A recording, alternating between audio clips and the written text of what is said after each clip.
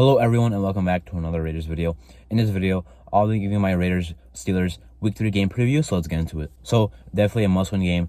Both teams are 1-1, and it's very winnable for us, obviously, meaning that, of course, I would bet on us to win this game. Both teams kind of have more questions than answers so far. Like, they got blown out by a great team, the Niners. We got blown out by a great team, the Bills. They won a pretty close divisional game, a sloppy divisional game against the Browns. We won against the Broncos in a similar fashion. So, gotta say, both teams in a similar spot. Both teams 1-1, but still unsure of how the season's actually going to go. For me, I'm not too confident about our season, but I'm not too confident about the Steelers season either if I was them. So I would not be. So that's why I think we can definitely win this game. And 2-1 is a very good record to have, obviously. So definitely, and 1-2 is not the best record to have, obviously. So you want to win this game. Definitely winnable at home. Sunday Night Football. You have no reason not to win. They have a very good defense, obviously.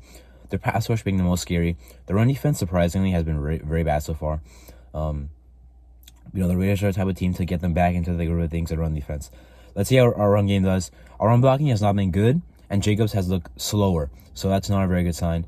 Can we get it going? I hope so. And right now, teams are stacking the box right now. Even with the tight end, even with our jumbo set with Darren Mufford, can't get anything going. Gotta somehow figure that out. Maybe get guys out of the box by getting the ball downfield. Because Darren Mufford is like a good six blocker. That's a great idea. That worked last year, but just this year is not working, even with a sixth alignment. And our tight ends don't block as well this year as they did last year, so definitely not a good sign there. We'll see how our run game develops. Eventually, I think it'll be okay this year, but it's gonna be off to a slow start, I think, for a while. Will it be good in this game? I don't think so, but will it be okay, serviceable? Maybe like 3 yards or 4 yards of carry, sure, but that's still not what we had last year. Now in the passing game, we have to definitely get it going as well, because like Pittsburgh, the biggest battle on our offense or defense is they have a very good pass rush. We have not allowed a sack all year. The pass protection has been beautiful, even though the run blocking has not. So gotta keep that up. Obviously, gonna be very scary to have T.J. Watt.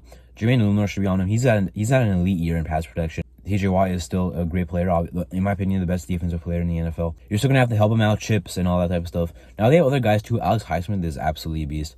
That's a guy that Colton Miller has to lock down himself, because we can't be worrying about Alex Highsmith more than we worry about T.J. Watt. They still have Larry Ogunjobi up the middle. He's playing a little bit injured, but he's still pretty good. Now, again, I'm surprised the run defense is not as good, but the pass rush still hot. Now, linebacker, they have Cole Holcomb over there. They have Quan Alexander. So, linebackers are not that good in the inside, but then the secondary is pretty good. Minkah Fitzpatrick is going to play. Patrick Peterson has been pretty burnt toast this year. I mean, that's what I expected him to be. He's really old and washed. Like, he wasn't even that good in the Vikings. But also have Joey Porter Jr., a guy that's a little bit grabby. If one of our guys, Javonte Jacoby's on him, we should take advantage of that. He's a young rookie corner. Grabs a lot, obviously. Like, that's what he did in college. Known for getting a little bit grabby in man coverage. Still have Devontae KZ as well. So their defense is very good. Like, somehow they're not good against the run, but they absolutely force turnovers. They take advantage of whatever the offense gives them. Scary defense to go up against. Now for their offense, it's absolutely horrible, but our defense is too. So I really hope it's not a game where we actually just let the other team struggling on offense for 2 games just find their groove in week 3. All of a sudden they turn into a very good offense. Matt Canada can actually figure things out. Kenny Pickett. Yeah, that's about how Raiders football goes. But hopefully it does not go that way this game. Kenny Pickett has not been that good. The touchdown interception ratio being a big part of that. The run game, or the lack thereof, has been a big part of that as well. Now, Jaylen Warren gets some nice snaps at running back, too. Also can catch the ball out of the backfield. But Najee Harris is the number one thing, right? If you shut down him, then I'm not worried about Kenny Pickett in the passing game. He's not that good of a runner. He's not known for his yards per carry. And overall, not really worried about him going vertical on us either. He's not as fast as James Cook was, obviously, and he, absolutely roasted us. But now in the passing game, George Pickens is going to be a big part of their passing game. He is the guy I'm kind of worried about. But as long as we at least stop Allen Robinson and Pat Freiermuth. Now, Freiermuth is a solid average, maybe above average tight end. So he can definitely do some damage. But Robinson has not been good since 2020. And, George Pickens is the only guy I'm really worried about. Now, their O-line has been absolutely horrendous as well. They have some new pieces in there, but it has not been that improved at all, if at all. Now, they have Broderick Jones. I'm not sure if he even starts at left tackle. On the ESPN depth chart, he's the backup left tackle. I'm not sure what's happening there. He's a first-round pick. But anyway, their O-line is not very good. And Kenny Pickett is not as mobile as Josh Allen. So we absolutely have to get pressure in this game.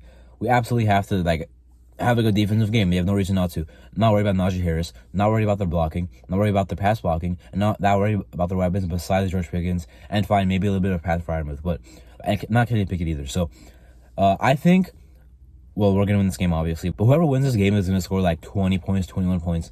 I think we're gonna win around 21-17, 20-17. It's not gonna be a high scoring game. It's not gonna be a fun Sunday Night Football game if you're a non-Steelers or Raiders fan. But at least it's going to be a close game. Like, everything I've seen is down the middle in terms of who wins. Most times I've seen Steelers, favored in polls and stuff, but it's been very close. So definitely a winnable game, obviously. A game you have no reason not to win if it's, down the middle like that. AFC opponent as well, so it'd be very important. Also a home opener that's on prime time, so you definitely don't want to lose that as well. Looking forward to it. Let's hopefully get the 2-1. Anyway, that's my Raiders Steelers Week 3 game preview. I'm Marto, and thank you for watching.